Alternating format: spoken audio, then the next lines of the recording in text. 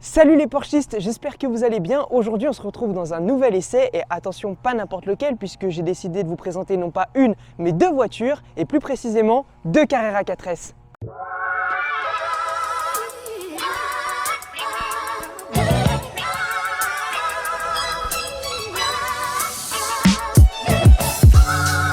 Voici nos deux challengeuses.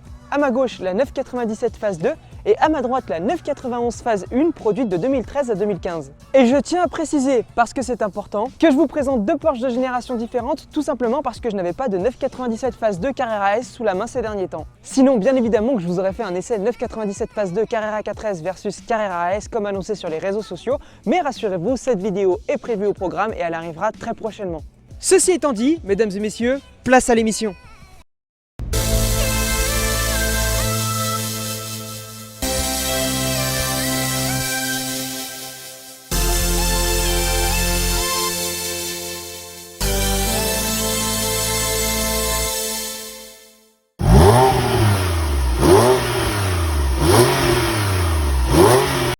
La 997 Carrera 4S, produite de 2009 à 2012, est une véritable voiture historique qui marque un tournant avec notamment l'apparition de la boîte PDK pour sa transmission intégrale. Esthétiquement, à l'avant, nous retrouvons les deux feux traditionnels de nos grenouilles avec, on ne va pas se le cacher, un bouclier des plus jolis. Cependant, fini le turbo look comme la 996 Carrera 4S. En fait, Porsche a totalement rompu avec les 996 et ce depuis la 997 phase 1 pour, entre guillemets, se recentrer sur les Porsche 911 traditionnels.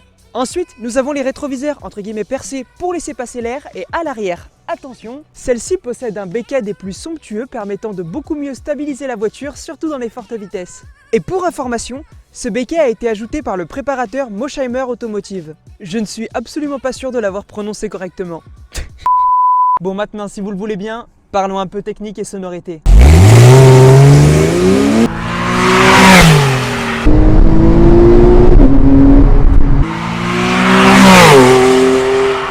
Vous le savez sûrement déjà, mais il s'agit d'un flat 6 de 385 chevaux, pesant 1420 kg, dont le premier atout est le fait que ce soit une 4 roues motrices, ce qui apporte un surcroît de sécurité par tous les temps, surtout en cas de faible adhérence. Autrement dit, il y a plus de poids, ce qui fait que la voiture ne bougera absolument pas et que l'on peut attaquer en toute tranquillité. En revanche, du fait qu'elle soit plus lourde que la S, elle possède des performances légèrement dégradées et consomme un peu plus. Mais rassurez-vous, il n'y a pas de gros écarts. Il faudrait vraiment être sur un circuit pour s'en rendre compte à quelques secondes près, et par temps de pluie, la 4S prendra l'avantage. Aussi, tout à l'heure, je vous parlais d'une révolution avec l'arrivée de la boîte PDK sur la phase 2. Eh bien oui, c'en est bien une, puisqu'avant les boîtes automatiques chez Porsche, c'était des boîtes Tiptronic qui n'étaient pas super rapides. Tandis que la PDK double embrayage 7 rapports possède des passages de rapport ultra rapides et surtout elle s'adapte plus facilement à votre conduite. Surtout quand elle est doublée du chrono qui vous offre le Sport Plus.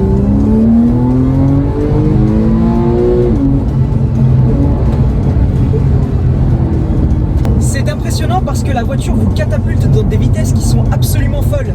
Et d'ailleurs, il y a quelque chose que j'adore et que j'ai appris il n'y a pas longtemps et qui existe sur beaucoup de boîtes automatiques, même toutes les boîtes automatiques en fait, c'est le quick down. Démonstration.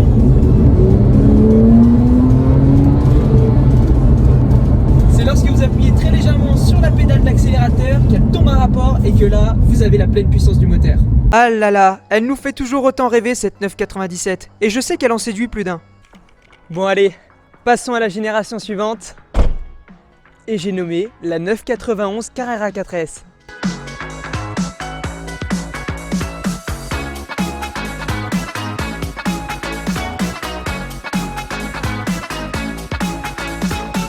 Une très belle évolution qui reprend les principes qui régissent les 911 depuis les 997.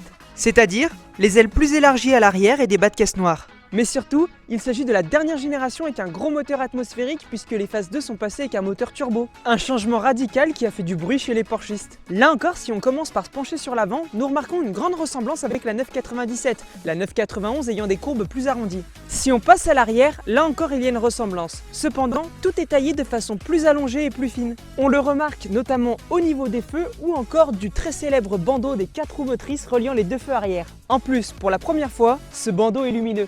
Plutôt cool, non ? Si Sinon, il s'agit toujours d'un flat 6 de 3,8 litres super à l'aise en courbe qui freine très fort et qui nous offre toujours autant de plaisir de conduite.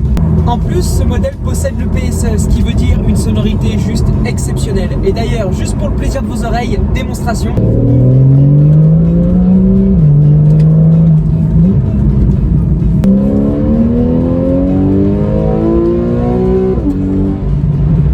C'est un flat 6 extrêmement rageur grâce au moteur atmosphérique.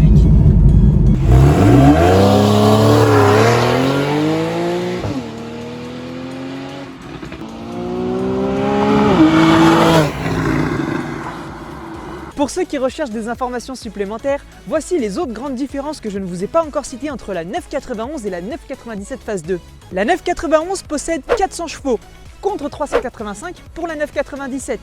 Ces lignes sont retravaillées, plus épurées. Au niveau des rétroviseurs, nous n'avons plus les rétroviseurs percés de la 997, mais des rétroviseurs de type aérodynamique, si on peut appeler ça comme ça.